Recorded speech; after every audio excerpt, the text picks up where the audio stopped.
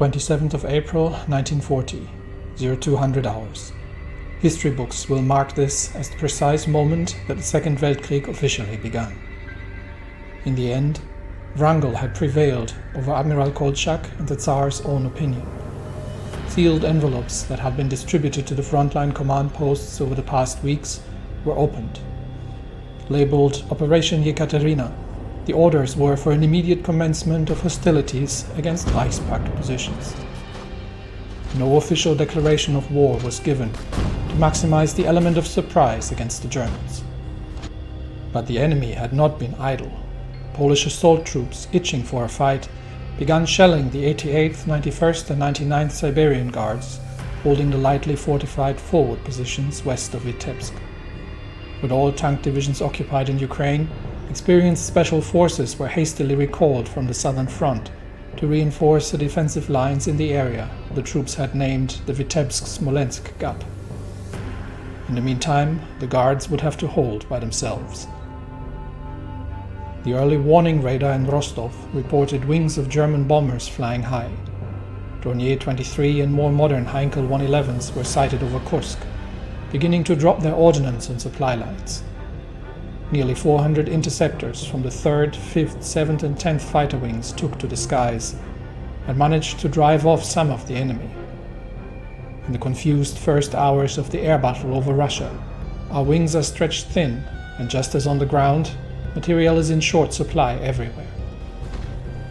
Elements of General Drozdovsky's 8th Army have begun attacks against strong enemy positions in the Baltics.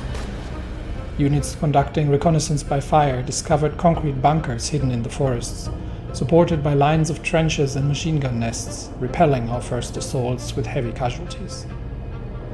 The situation began turning, however, once the KH-T-100 tanks made their way to the line of contact. The lumbering hulks began spewing flame, setting the tree line ablaze and causing mass panic among the defenders. In the south, General Stefan's fast tank divisions, battle-hardened from years of foreign interventions, started a rapid assault into Luhansk. The Ukrainian defenders had been repositioned to counter elements of the Second Army attacking the city from the north, and were blindsided by the rapid advance of the mobile BT-7s. They're in full retreat, and Stefan's southern force is expected to take the city within days. Once the strategically important railway junction is secured, the northern force will join the fray. They have a surprise rumbling down the railways from Moscow. Operation Yekaterina relies on the element of surprise to cut through the Baltic and Ukrainian lines and secure forward positions before the Germans can arrive in force. The world is holding its breath, as France and Britain are yet to fulfill their obligations and open a second front. The die have been cast. The new Russian Empire, bastion of liberty and democracy, is in an existential battle, to victory or to death. The Vitebsk-Smolensk gap is one of the weakest points in our front lines and coming under concentrated assault by a rather sizable force of 9 Polish divisions and currently being held by an opposing 5 Russian Guards divisions. We will get reinforcements within 3 days, so we'll see if the Guards can hold the forward lines. They can always fall back towards Vitebsk itself, which is significantly more fortified. We're still working on increasing that level of fortification before combat arrives there. The offensive into the Baltic states obviously suffers from the problem of enemy aerial superiority. So we're dealing with a fair amount of Reichspakt planes, not the German aircraft, but the rest seems to have mostly focused their combat aircraft here. And we are, despite the fact that that's the case, we are advancing with all available troops along the lines here. We've still got 7 additional Guards divisions that we can throw into the fray, and the obvious goal is eventually to reach Riga, with the rest of the troops cutting through, and then once Riga is severed and cut off, we'll secure the Baltic coastline. We are operating within the Baltic Sea. Our submarines are operating within the Baltic Sea, laying mines. And we'll see if we can have some success with that, as the same happens in the Gulf of Finland. If we take too many losses in the Baltic Sea, then we will have to retreat from there. But mining that would be ideal. And we already have a decent amount of mines in the Gulf of Finland. So the railway cannon is coming in as a surprise on its way towards Belgorod, and then we'll get the northern part taking on Kharkiv. And the question is, Kharkiv is the supply position. So unfortunately, it is somewhat fortified. So we'll wait for the railway guns to be in place. The big question is going to be the air war. So we will have to juggle our air wings quite a bit and deal with enemy ground attacks. We've got some Junkers 87s doing bombing in the northern Caucasus. That is probably a minor theater. The more interesting one is the central Russian air zone, which is where we're expecting the enemy to concentrate their attacks. So that's where we've got 400 fighters positioned. We do have a few aircraft running, a few enemy aircraft running bombing missions in Western Russia as well. And obviously, the biggest problem is going to be in the Baltic states, where we have to fight under enemy aerial superiority. Fortunately, the terrain is relatively dense forest, which should give our infantry some cover from enemy attacks. All right, we've got a fair bit of naval experience, which we can probably actually spend, and we have we'll go down the submarine. We'll go down the submarine path of the trade interdiction first, before we do anything else. And mostly currently we're concentrated on mine laying. But yeah, the big ones are the Vitebsk Gap and the air war, obviously. So this defense here is going to be somewhat critical. Okay, German has called the Middle Africa Colonial Federation, and Persia has called Azerbaijan. So far, do we actually have... I'm not sure where this is. Is this the... Okay, it's the Egyptian-Persian War that... this is... Yeah, it's probably this. It's probably this is sort of becoming the Weltkrieg at this point. So it's a little confusing, but we've currently fielded about 2.5 million men against 8 million enemy troops potentially, and with that, it'll be a very, very hard fight to be fought. But we are taking it on. We have insufficient resources. Yeah, I'm trading for what we can, but we're just short one rubber. And we've got some air wings. Yeah, these air wings currently have no chance. The old biplanes have no chance of making their way up into the sky if they are faced with enemy aerial superiority. That would be a suicide mission, so we're not doing that. Meanwhile, so we're also attacking across the Kerch Strait. So that's an interesting one to observe. And we have the northern offensive, obviously, against the crumbling 7th Garrison Division, which is holding itself valiantly there in the forest, but against the absolute overmatch of Russian troops, they are not going to get very far. Okay, we'll just have to, in the initial onslaught here, keep an eye on the front lines and see if anything crumbles. We've still got troops moving about, despite me having given rigid cohesion, but that is probably also due to Ukrainian movements. Okay, Luhansk is about to fall. So once Luhansk has fallen, we do have to... no, that is actually the supply hub. So yeah, once we've got the supply hub secured here, then we can expand the positions. We can expand the positions towards Kharkiv and join up with the friend. Why are you moving? You are not supposed to be moving. it's unfortunate that despite the rigid cohesion, troops are still moving around, breaking their entrenchment. But I think we can simply continue the advance once we're through there.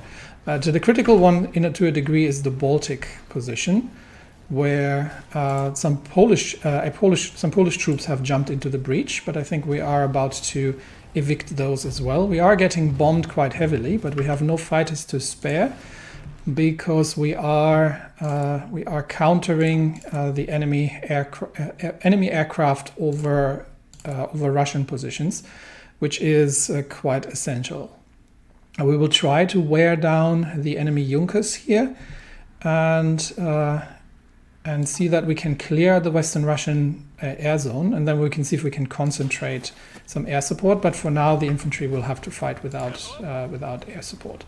So we've got all the troops on the move. Hail is joining the war, and I think the Persians should be able to deal with the situation there without too much trouble, and see if they can wipe out the Syrian kingdom and then push into Egypt. But that is a secondary path. Beijing is still holding, but yeah, secondary theaters for now. Okay, Vitebsk has actually held against the onslaught, and German East Asia has now been called in as well. So I think we are still waiting for the Third International to make up their mind. It could be because they're still engaged in the last fight in the Italian Civil War that they're not yet joining, but we will see. We will see how that goes. All right, movements. I think I can speed it up very slightly now. Movements happening in the north. We have enemy has aerial superiority over Ukraine. Not an awful lot we can do about this, because we are currently just defending against bombing operations over Russia. So we're not supporting the offensive at this stage, but our tanks are making their way through regardless. And here we're just waiting for the railway gun to get there. All right, troops are coming under immediate counterattack. But we're pushing the advantage here with the 8th Army divisions, and I think we've got 7 divisions here that we can use to sort of create a northern flank as well, to secure that breakthrough. We have the whole 3rd Army holding the line here. So I think that is probably the heaviest infantry concentration that we've got. We've got the 3rd and the 8th Army. So if everything else can hold, and we're coming under relatively heavy attack here as well, but I think we can hold that position without too much trouble. So if everything can hold, then we should be in a good state. All right, tanks need to...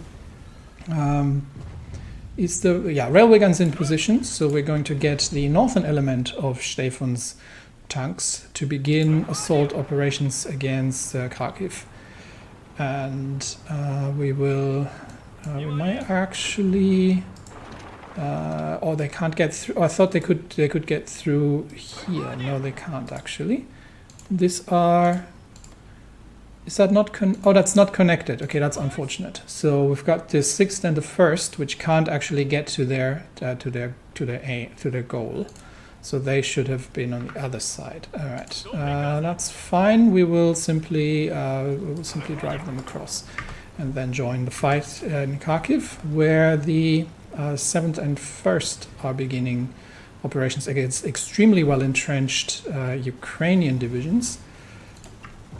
And we'll give some fire support from the infantry, and we can actually the 6th and we get them over there.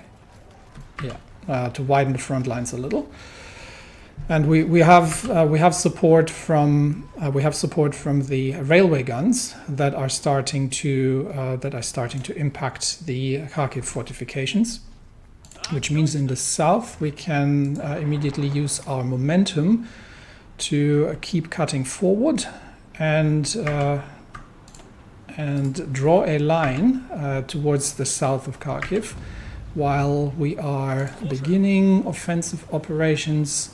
Not yet, I think, from the east, but we'll see that we can cut off the bulk of the Ukrainian troops in that area. And we are, okay, here we are, we've cut 17 divisions moving, so we might actually spread that out ever so slightly. And I think Riga is within reach despite enemy air support. And the Vitebsk salient has held. We are now having some mountain troops in support here for any kind of further operations. We're still waiting for the Germans to actually arrive, so we're not committing them everywhere just yet. But troops are moving forward. How about the Sevastopol operation? I can give some fire support here still, but this is a hard fight, and I am not sure we can push past the push across the Kerch Strait against some determined Moroccan defenders. We are now moving towards the. Okay, we're getting countered by the 3rd Polish Light Tank Division. So. We do have to get through Kharkiv as quickly as possible. What we can do in the meantime is shrink the line or secure the lines here. So we can probably launch an attack here and support that from here. No. You were just supposed to, support from here as well as from the tanks in the north, just to secure the line somewhat. And here I think we have to defend ourselves first against Ukrainian assaults. And there was, I think, a Polish tank division that was joining in. We've got some more infantry that we can get to support the attacks here as well. Kharkiv is relatively well defended, so this is not going to be an easy assault. But we'll do what we can to help cutting through the lines here. We may actually launch an infantry attack in case the Kharkiv operation fails. We'll already begin launching an infantry assault in the north and see if we can connect the lines here east of Kharkiv, just in case that this operation isn't going to be successful. All right. Everywhere else we're holding, and we are already assaulting Riga at this point. We do have to somewhat leave a few divisions behind here. So let's leave one division behind to defend. And we've got additional troops moving in towards Riga. Now Riga is defended by the 10th Garrison Division, and they are getting reinforcements from the south. So I'm going to divert one of the divisions to pin the reinforcements in the south, and the rest of them can run the Riga assault. We've got additional divisions coming in, so we can get the group here to actually begin pinning down the Baltic divisions in the north, and then we'll roll up the whole flank here relatively rapidly. All right, offensive operations near. Okay, it's significant reinforcements coming in now at the Kerch Strait. So these offensive operations, I think, are not going to be successful, despite the fact that we've pushed the Ukrainians back. The Moroccans are holding that line. so we will probably not waste Russian lives just yet. We will, for now, hold there. The Ukrainians here, we're waiting for, they're dug in pretty well, so we're waiting for additional divisions to come in and assist. And we are going to launch another attack against the, what do we have? Wallonia has joined the Reichspakt against a Ukrainian cavalry division, which is a very, very experienced division. So I'm actually quite surprised. They're very undersupplied, however, but they are somewhat trying to stand up to the tanks. However, cavalry against tanks is not going to be successful. All right, air situation. We're mostly countering the enemy in the North Caucasus. Same in Central Russia. We're starting to shoot down a few bombers, and in the Western Russian air zone as well. They've lost 13. They've lost already 13 of their Junkers 87s. So we've got 500. We've got 500 aircraft now operating in the zone. That is probably slightly overkill, but we're managing without air support pretty well in the Baltic states, and it's more important that they don't do significant damage to our supply lines. So making sure that that's in a good state is essential. All right, battle for Riga is ongoing. We've got 3 divisions currently committed against the 10th Garrison, and we've got additional troops. Leave 1 division behind to secure the lines, but we've got additional troops slamming into the absolutely surprised defenders. And the supply lines, once we take Riga, should be stabilizing as well, and then we can swoop north from there. All right, Vitebsk is holding, so no threat there just yet, and we're still engaged in the battle for Kharkiv, but we are making progress there, and we are also slowly progressing against Ukrainian defenders east of that position. So let's make sure that we do what we can here. We have exhausted. We're coming under attack from Polish tanks here now, so we're going to have to concentrate on defense. And that means for now we will leave these positions as is, and we have to defend against the Polish assault here. They're concentrating. Okay, 2 Polish tank divisions. That is going to start potentially causing some trouble. I will bring an additional division in from the south to counter these Polish tanks that are attacking out of Józefka. These may be the tanks that were originally assaulting Vitebsk.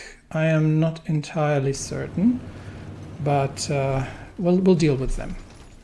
So with railway gun support, we're pushing the infantry defenders out of Kharkiv, and at the same time we've got the infantry engaged north. So we have the 2nd Armored still taking on a very experienced Ukrainian cavalry division, but in the end it's not going to help them. And with that, we should have the south of Kharkiv secured as well relatively soon. Okay, 3 Moroccan divisions remaining, holding the line at the Kerch Strait, and we'll leave that for another day. But we have research to do. Okay, we've got a research bonus for this, so let's use it and get the next one underway.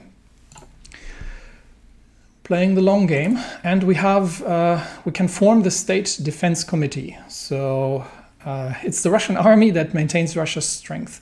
So with that, we get 30% planning speed, but more importantly, we get the law's cost decreased by quite a bit. So that is going to make it significantly cheaper. It should make it somewhat cheaper to hire an additional person to the military high command. Unfortunately, it doesn't apply to the chiefs, but we can also get a political advisor still, and I still need to go to extensive conscription, which is now cheaper as well. So that'll eventually pay off. Plus, we get the command power and everything. All right, massive battle for Riga at this point. The last stand of the first Belarusian division that is holding the city, but they are going to, they have fallen. And with that, Riga should be secured. And yes, Riga, the pearl of the Baltic, has fallen to Russian forces as of today. The vibrant trade hub plays a role as a critical economic and financial center of the Baltic Sea. While the Russian army has pledged to maintain a peaceful occupation, fires rage throughout the city and refugees have been attempting to flee by sea. Some buildings, like the House of the Blackheads, lie in ruin after intense bombing from the Russian army. Backed to the sea, the Baltic defenders had no choice but to offer their unconditional surrender to the victorian Russian army in order to prevent the further destruction of the city. So with that, I think we have fulfilled our first goal from the Stavka, which was to capture Riga.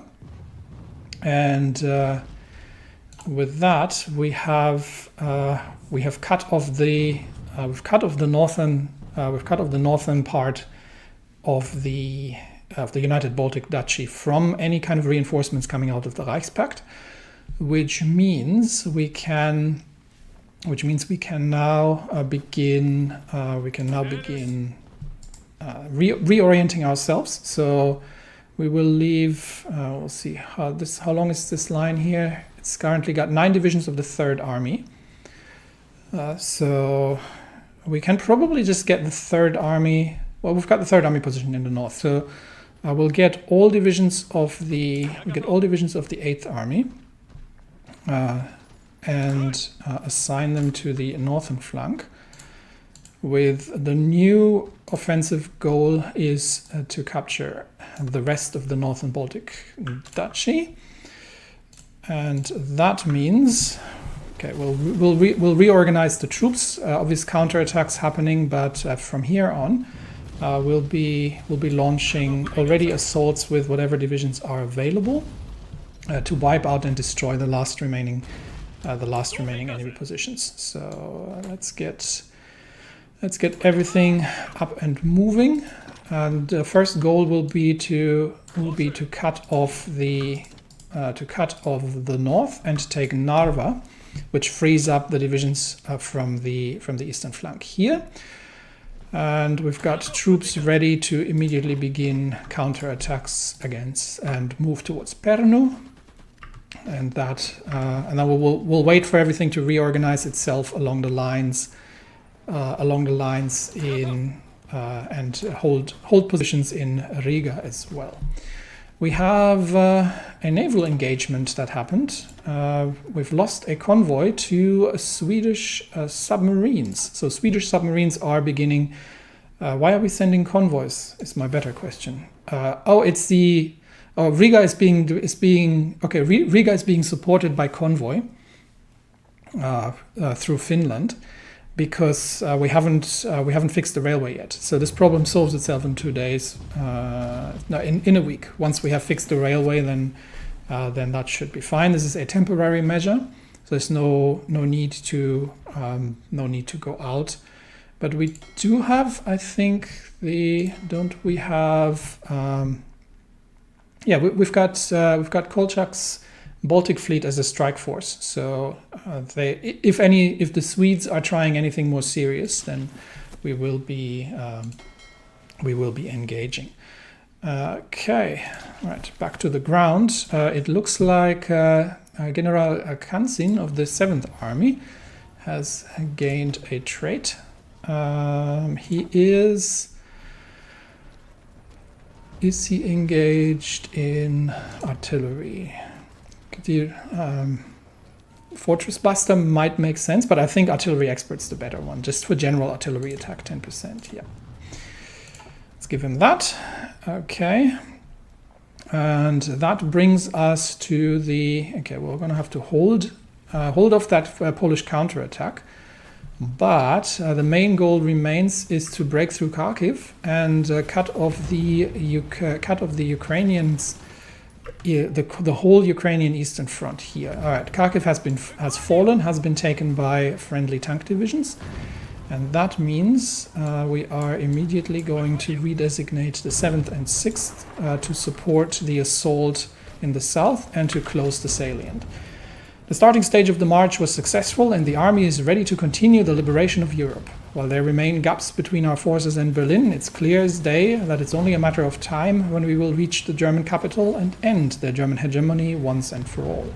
Our forces are ready and in high spirits. We await orders and want to crush the Prussian war machine. Well, we get the...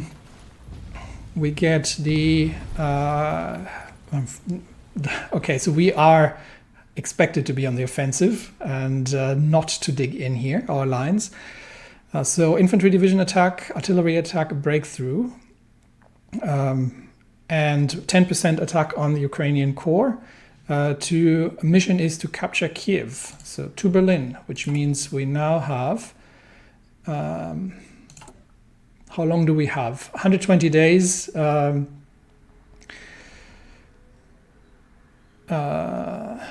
Okay, so if we don't make it, then we just get 5% war support, which is not bad. But Kiev in 120 days is ambitious, so let's see what we can achieve here.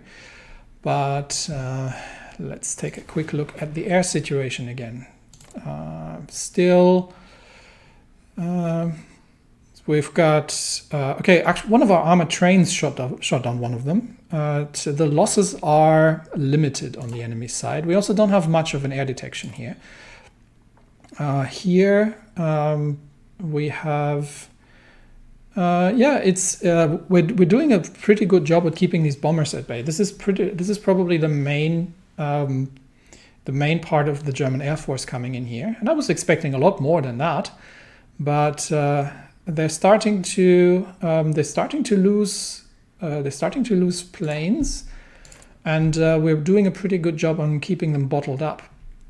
And it's the same in the Western Russian air zone. So that's where our fighters are mainly occupied, and they are, the Junkers 87s are falling relatively rapidly here. So don't have to be too concerned yet. We do, however, need to make sure that we are holding the lines here. And for that, I will probably just designate some individual orders. So we'll leave one division to hold the Riga, and we'll leave one division to hold the line here. Okay, the rest should be under control. Yeah. Right, so the rest of the troops can move north and should move north. So we've got 3 divisions available here, which will probably assist in just surrounding and destroying the enemy. And then once that's done, we can refocus south for the next push, probably into Lithuanian territory. Ukraine, however, is the interesting one. We've got a 2nd division now in place to assist with the defense here against the Polish tanks that are making a relatively aggressive push. And we've got Azerbaijani troops coming in to assist, as well as Georgian troops along the front lines. But for now, the focus is on Kharkiv, and we do need to shorten the tank front lines here because we want them to remain where they are. Okay, so we've got 2 tank divisions defending, and we've got the 6th and the 7th joining the assault, and that should lead to the success of the that has led to the success of the original plan. With the second armored making its way through, and with that we have encircled let's count them. 1, 2, 3, 4, 5, 6, 7, 8, 9, 10, 11, 12, 13, 14, 15, 16. Yeah, we've encircled almost a complete Ukrainian field army, which we will now begin immediate combat operations to clean up while the tanks are holding the front lines. So and can assist in pointed battles where necessary. But we've got sufficient infantry here now that we can begin the cleanup operations and move along these ones as well. Yeah, everybody gets engaged now against the encircled Ukrainian defenders. And but the tanks will just hold here. We'll just hold the lines here for now. The Ukrainians are trying to break out. So where necessary, we will need to reinforce positions and to make sure that that doesn't happen. So we've got 2 tank divisions. We'll probably send one even further, and just to keep supporting. The defenders, especially the embattled 3rd, which is coming under vicious attacks from, I'd rather desperate attacks from Ukrainian cavalry. It's the air assault is a bit more of the problem here, but I think we'll be cleaning this up relatively quickly, I hope, and then we're in a much better state when it comes to the front lines, and we've held against the assault from the Polish troops. So the next swoop from the tanks can be south towards Kherson potentially, or just securing Mariupol, and that should take out the Polish tank divisions as well. In the north, everything is on the move. We have encountered some resistance, especially the Baltic divisions know the territory very well. And submarines are hunting our convoys here, but there's not an awful lot we can do. We could start deploying destroyers to escort the convoys, but that would strip the battle line of its escorts as well. So this is a temporary situation that should resolve itself pretty quickly, so we shouldn't be worrying about it too much. History repeats. We are again at war with Germany. Now we must show them that Slavs are united in the struggle against the brutal regime colonizing Eastern Europe. Citizens in big cities attack everything of German origin or connected to the Reichspakt. State officials already have launched massive propaganda directions towards youngsters to induce them to enlist in the army or join the factories.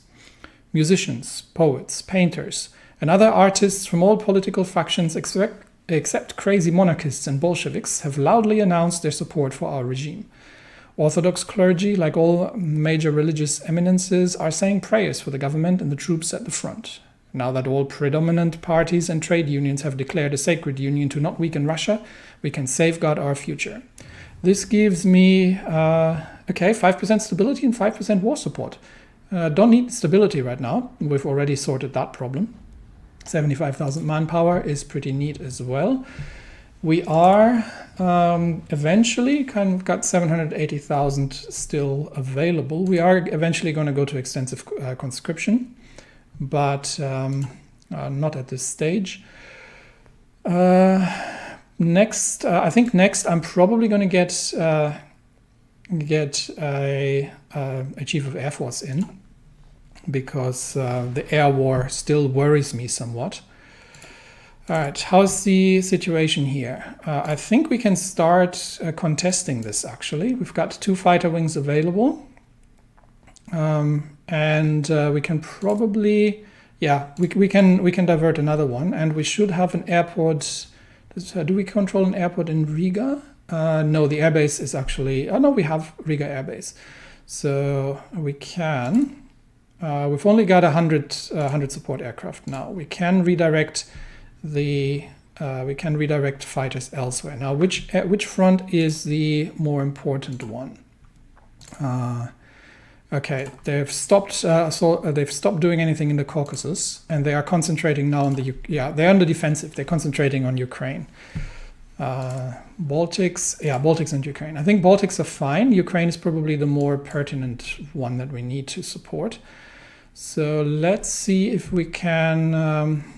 I will bring some planes over to Bryansk, and we can get. We've got 4 air wings here that we can still bring over to Orel, and they can start. Taking on the Ukrainian air zone while we are actually offensive at this point, and the enemy is on the back foot. But we do have to keep an eye on potential bombing missions again on Russian territory. Right, the third has held just about, and we are on. Yeah, we've got all infantry engaged in cleaning up this Ukrainian encirclement. We don't want to wait until the Ukrainians are running out of supplies. But we probably lost another convoy here. Yeah, we don't want to wait until the Ukrainians are out of supplies, but instead we are going on the offensive where possible. So let's push them everywhere. We've got a clear march north at this point, and not much opposition here on troops on the north.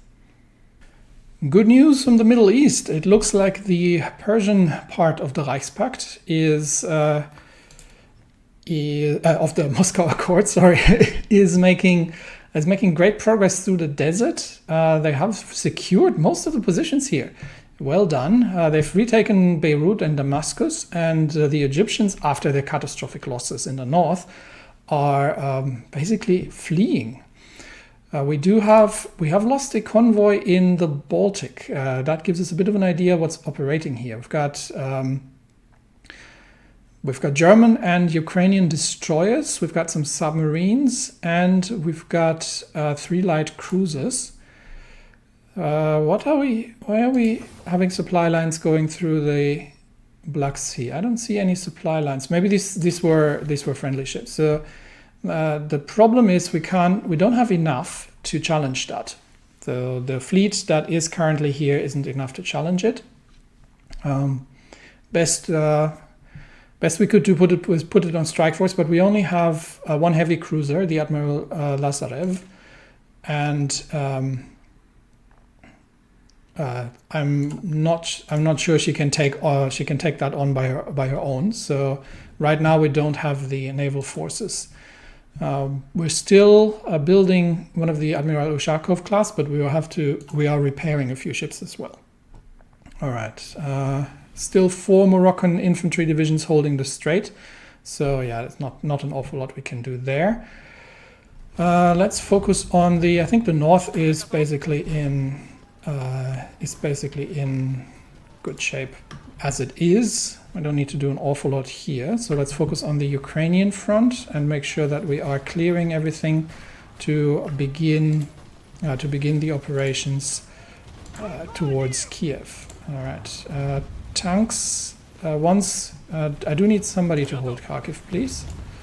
So that would be great. We don't want to lose Kharkiv. We'll leave the first here for now, and then we will reorient the rest. I think infantry is starting to trickle in, so we can add. We will leave the infantry to clean up, and I think the tanks can actually begin offensive operations already pretty soon. How are we on supply here? It's once the Kharkiv supply hub is connected, which it should be by all means, then I think we can launch further operations out from here relatively quickly, because we are now concentrating the tank divisions pretty well. So I think we can already, in fact I think we can already begin operations here. See if we can push south towards Pavlograd. And we'll have to leave the third in place, but we can launch a tentative armored assaults here, against the Ukrainian positions in the south, and we have the railway gun, which we can move. Probably, I don't want to move it too close to the front line. We'll move it in. Move it in once we've secured the rear here.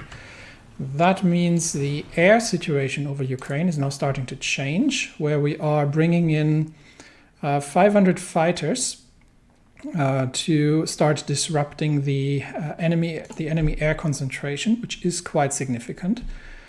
They have brought in additional planes over Western Russia, so I do have to occasionally these two. I'm going to bring two more. I'm going to use these two air wings on air superiority and these on ground support. All right. So we've got two more air bases that are we've got a small air base that is a little bit closer, so we can take two air wings and bring them forward, and we'll move into forward air positions as we capture them. But we do have to keep an eye on the changing situation in the air. Okay, everybody, please move north from here on out, and ensure that we also take these positions. Okay, 6 convoys on the way now are getting attacked by submarines. This is starting to get out of hand. So what we'll do is we will... why are these not all on mine laying? Oh, they're repairing, that's why. We will detach. How much do we have? We've got seven capital ships. So we can probably, I'd like to have 28 escorts. We've got only 30. Yeah, we don't have enough escorts. But what we can do is we can take them off strike force for now, or we can detach a few of the destroyers. We'll take 5 destroyers out into a new task force, and that task force is going to actually needs to go into a different fleet. We should still have somebody available. Yep, Admiral Isakov takes them over, and they will be temporarily doing a convoy escort in the Gulf of Finland to assist with the convoys against the submarine threat. While we're doing that, unfortunately, we don't have any aircraft available to deal with this situation. But how's our overall situation? Yeah, we're running low on a lot of things. Especially worrying is the support equipment, because we are taking quite a few losses on that. So I may actually have to dedicate a few more factories to that we will get to once we are done with the situation on the ground. Everybody else, let's make sure that we've got some support from friendly troops here. But we don't really have the numbers to launch wide-scale offensives. Instead, we are going to, and yeah, Syria has capitulated as well. Instead, once we've cleared this out, we're going to make a concentrated push south, and then probably start moving, once we've weakened the line sufficiently, start moving towards Kiev. So far the war is going in our favor. We are running into occasional resistance here, but we'll probably get the divisions there, and we'll get one to secure the islands, because these are absolutely terrifying to take out. Right, destroyers have started engaging. The 5 destroyers under Admiral Isakov have started engaging, and the enemy submarines are making a run for it. So decisions available. What's available? We can expand the mine production in the Baltic Sea. Yes, please do that. We want to mine as much as possible. Consistent attacks against Riga, by the way, from optimistic Lithuanian troops in the south, but all in all, it's not an awful lot in terms of resistance. We have not seen any major, we have not seen the Third International joining the conflict. We have not seen any German troops on the lines yet, but I'm not complaining here. As much as we can, we will be, we'll be exploiting the momentum here, and dealing with these encircled divisions, while the Germans are not yet engaged. German Empire is called Shanghai as our enemy. That is the Eastern Front. So all in all, yeah, Syria has collapsed, which means the Persian front is quite successful. There's still some stranded Egyptian troops that will be wiped out. And then I think that's probably going to be the end of the Kaiserreich, if we're not mistaken. Beijing is still holding, barely, but the Japanese have basically ground themselves to a halt. And the first operations in the war here really have been, let's get that sorted, really have been surprisingly successful. So as much as I don't like to admit it, but it seems that Wrangel was not wrong, after all, that in that he was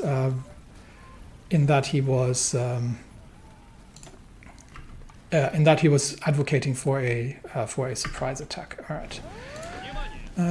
Reval, the Baltic capital, is going to come under threat relatively quickly, and it looks like 12 Swedish destroyers are now out to counter our 5 destroyers. So we should have the we should be able to call in the fleet. I'm not entirely certain why they are not engaging. We have interesting supply lines going on here, but they should be in. They are on strike force, so they should be engaging against 5 destroyers. It could be that they are. It could be that there are more ships coming in. So we're trading fire, but I think our destroyers will probably manage to retreat with only minor damage. Okay, so we have turned back, and the whole enemy fleet is starting to show up, and that's probably why Admiral Kedrov, who's in command of the fleet, has wisely decided not to engage, and instead to remain in port. So that was a wise decision. No further attacks along the Vitebsk salient. So that's an interesting position, that they're not running any further attacks here. We are pushing. Yeah, we're pushing the enemy back along all the lines here. So we'll probably take Pavlograd, Alexandrivsk, and then move south, isolate Mariupol, and then from there we might even take Crimea and Kherson first. How much longer do we have on the capture Kiev? 113 days. Okay, so Kiev is still a ways away. And the Ukrainians, okay, we're starting to see the first Germans. The 11th Panzer Division has shown up, and that is potentially, that spells potential trouble for us. So we do have to be wary of larger scale engagement with the Reichspakt. Let's see how much of the momentum we can drive here, and at which point we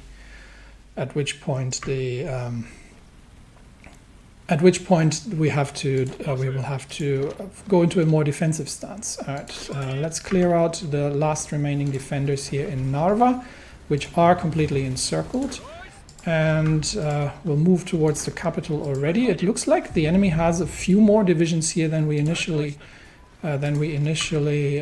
envisioned, but I think they will fall relatively quickly to the forces of the Drozdovsky's 8th Army, and then then we can get all forces to return to return to the forward lines. I am in fact already going to start getting the forces from the north here to join that are not engaged, to join the southern flank, and the next target will be probably to push towards the next river line, to take Vilnius, and we'll see. We'll push our advantage as far as we can, but we do have to keep an eye on the air as well. All right, nobody's operating anymore over Western Russia, so we can dedicate all aircraft to the Ukrainian situation and bring all fighters south. They are concentrating relatively heavily on the Baltics and the Ukrainians and the Ukrainian air zone, which means that all fighters now focus on Ukraine, and we've done a successful home defense, and we're now starting to bring some serious air power, concentrated air power, up against the enemies, who is bringing 750 fighters in. So the German Air Force is coming in larger numbers now, but this isn't going to help. This is not going to help the Baltics in the north, because they are under incessant and heavy Russian assault, and with that I don't think they will last very long. Okay, submarines are assaulting again. Well, we're playing a game of cat and mouse, where we're effectively luring the enemy into the mined territory on the Gulf of Finland. So how many mines? I'm not sure. I don't think we're doing an awful lot, because I think the submarines are currently engaged elsewhere. There's nobody up in the. There shouldn't be anybody up in the air in Western Russia. So no, I don't see any. I don't see much really. Maybe that'll take over. But we're focusing on Ukraine right now, where we actually have aerial superiority and starting to whittle down the enemy quite successfully. Right, the last remnants, and we've got 10, 11, 12, 13, 14 enemy divisions encircled here. The last remnants of the Ukrainian army in the field is being cleared out. We'll just have to make sure that none shall remain, and then we can further stabilize the front lines. Right, tanks are pushing ahead. I think supply from Kharkiv is going to be difficult along the lines here. I don't have a supply hub anywhere near, however, so I think we might just have to push south and secure Mariupol, because there's no further supply in the area. So so what we'll do from here is we'll use the momentum. Let's secure Alexandrivsk and use our momentum while pushing. Okay, that's probably less than ideal. While pushing south here, and then once the infantry arrives, we can start cleaning that up. The fall of Rome. Yeah, it looks like the Italian civil war is all but over. Today, a general commanding Italian forces secured the surrender of the Eternal City. For days beforehand, Italian troops had fought through the suburbs, and while none of the swampy areas were still under papal control, the major highway through the center of Rome and the Vatican City was completely locked down. Papal soldiers have been seen dispersing into the low foothills surrounding the ancient capital of the Roman Empire.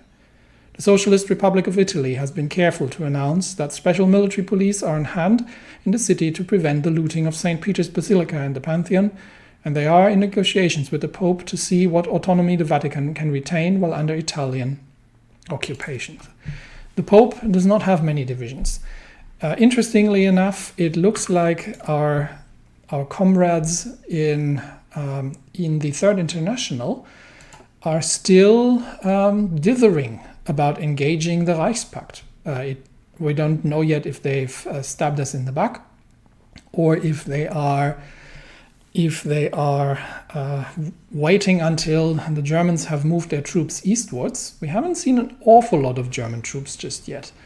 We're starting to see a few divisions, but not really an awful lot.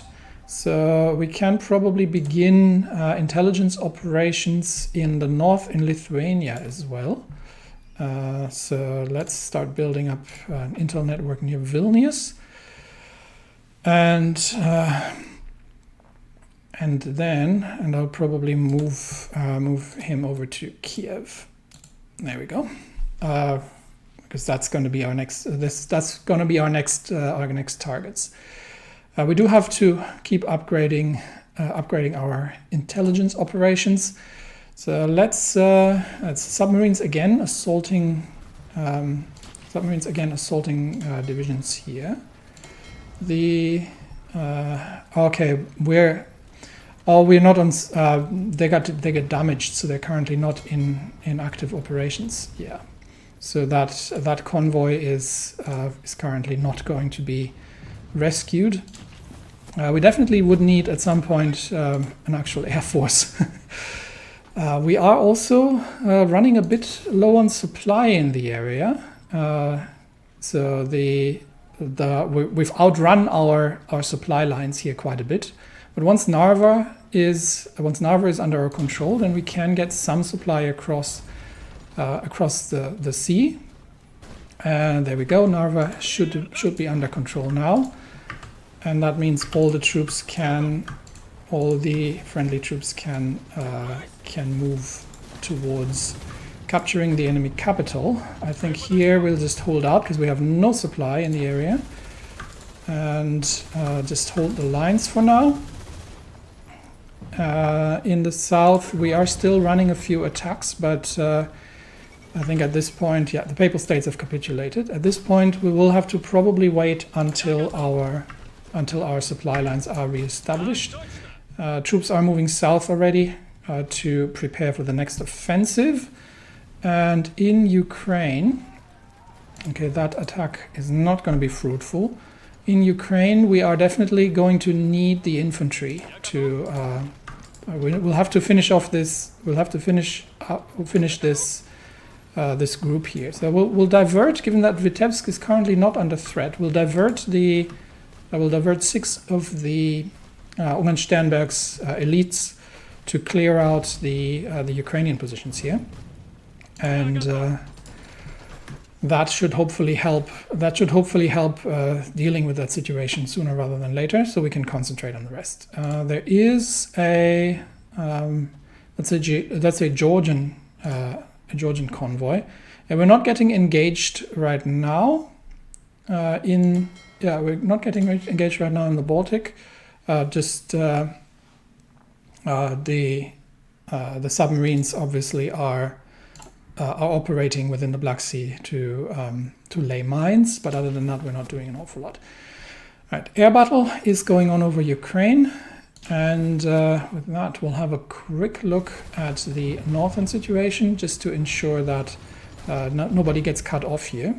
But I think we're pushing the remaining Reichspakt troops back towards the enemy capital. We don't know yet how many of them actually are, but we do have a panzer division here. Now that is a great, actually 3 panzer divisions. That is a great catch. So this looks like a substantial part of the German army was engaged in the Baltics, and has been completely overrun and surprised. They were looking for a siege of Petrograd or something. They must have been completely surprised, and they must have been completely surprised by being cut off. That said, they are now starting to engage in earnest. So we've got 2 more German armored divisions running assaults now from all sides here in the north, near Bryansk. So that these might be positions where we might have to give to give ground while we are dealing with the situation in the south, where I think we are at the edge of our supply. So we'll hold the lines here for now. We'll hold the lines here for now until we can reposition. So the Germans have arrived, and the counterattacks are starting to be felt. So these panzer divisions are going to be a significant problem. They're very well armored, and that means we may have to start dealing with the anti-tank situation more in earnest. But if they are losing 2 panzer divisions in the north, then that is going to be a significant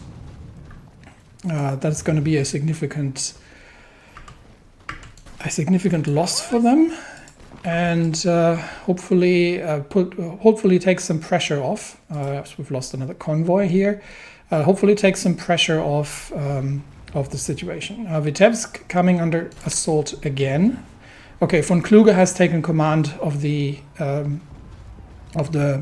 attack against Vitebsk, and has brought German Garde infantry division. So the Germans are showing up on the front lines now in strength, which means we are probably going to the rapid assault is probably going to start slowing down somewhat, because we are now dealing with German armored divisions that are posing and experienced German infantry divisions that are posing a relatively significant threat. And if we look at the assaults here, that one's not going to be a problem, but this one is. So these things have 55, 32, 18. Okay, so the most modern divisions here are coming in with 55 armor, and these are regular infantry divisions, so they probably don't have much of piercing out. 29 piercing, so they can't deal with the most modern German